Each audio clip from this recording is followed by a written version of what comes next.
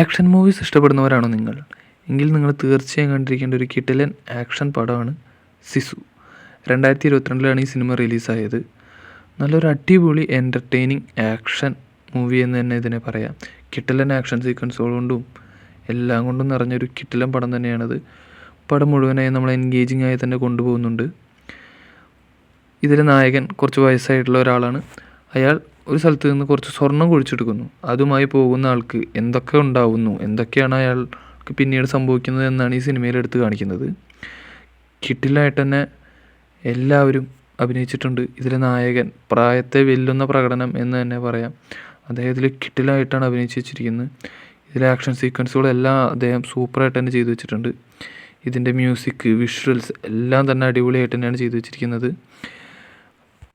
ഈ പടം ആകെ 1 മണിക്കൂർ 31 മിനിറ്റുമാണ് റൺ ടൈം ഉള്ളത്.